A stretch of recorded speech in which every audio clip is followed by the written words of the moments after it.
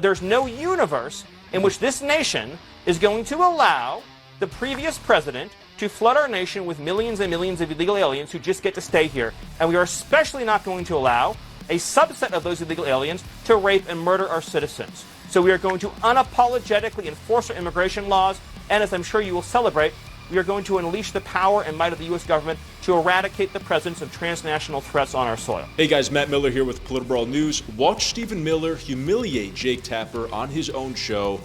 This was like a car wreck.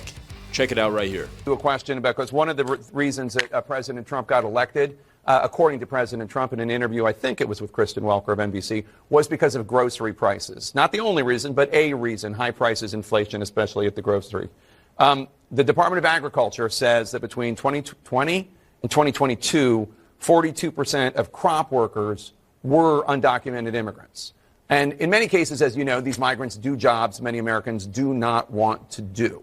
So how does President Trump make sure that the effort to deport people who are not in this country legally doesn't end up hurting Americans who want safe borders, absolutely, but also don't want to see even more higher prices in groceries?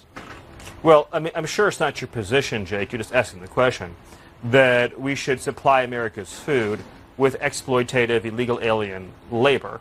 I obviously don't think that's what you're implying. Only 1% of alien workers in the entire country work in agriculture.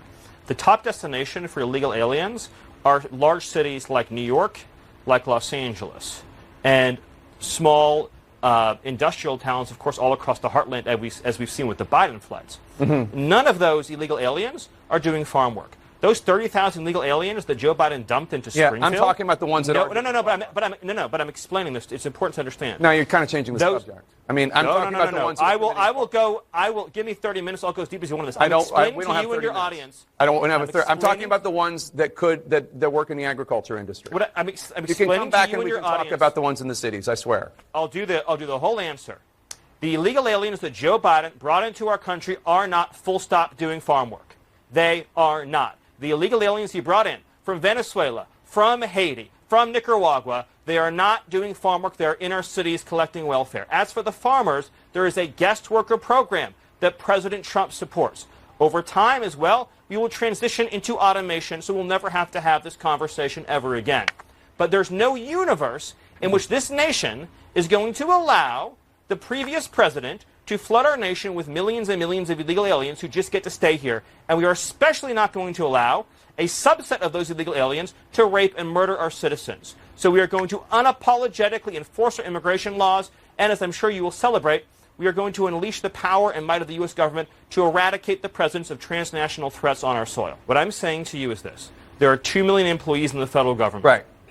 They're overwhelmingly left of center. Again, the American people, I got to finish the sentence. Okay. I got to finish the sentence. The American people voted for dramatic change implemented by Donald Trump.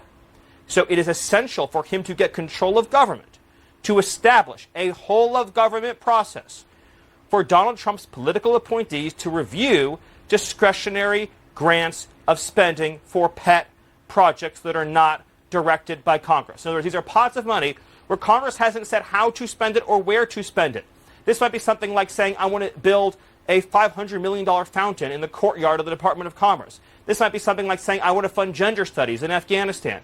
There has to be political control and review. I think Jake Tapper's question to Stephen Miller is showing the hand of the corporate elites and the establishment that fought so hard against Donald Trump's initiative to control the border and to deport illegal migrants. They did that because they have built a system that's dependent on exploiting these people, these illegal migrants, paying them below minimum wage and just putting them into conditions that are not very favorable. That's why Americans don't want those jobs. What they should be is well-paying or fair-paying American jobs for American citizens. And to say that if you remove the exploitative illegal migrant labor, then prices are going to go up. And that's not a good trade-off. What you're saying is that you're okay with the current status quo where these people are being exploited. And I think that that's a Band-Aid on a problem. Even if the illegal migrants are okay with doing that, that's putting a Band-Aid on a bigger problem, and you're ignoring all of the other issues that come along with that as a solution, which is we're not vetting people who are coming into this country. Millions of people. We don't know who they are. No other country in the world does that. Every country exercises their rights to control who comes across their border or who they admit as citizens, who they allow to stay long-term in their country. Every other country does. And they don't get questions about being racist or xenophobic or whatever. It's largely respected and acknowledged that a country can control its border. America is the only one, apparently, who is, I guess, demonized for doing that. And people who see the issues that are connected with open borders and point them out are demonized, similarly. And that's just not going to fly under the new Trump administration. And Stephen Miller made that clear. Look, saying that if we remove illegal migrants is going to create a short-term problem that we can solve by fixing the larger problem, which is fixing this massive hole in our economy. Trump wants to bring back jobs, labor jobs, manufacturing jobs, agriculture jobs. He wants to make the American economy more robust, less dependent on illegal migrant labor, and less dependent on our foreign, allies, a lot of which who have been ripping us off in commerce. Trump has an economic revitalization game plan that doesn't let America keep getting taken advantage of, and also addresses the chronic problems that are facing our economy. And illegal immigration is not just one problem. It's not just an economic problem. It's a law enforcement problem. It's a national security problem.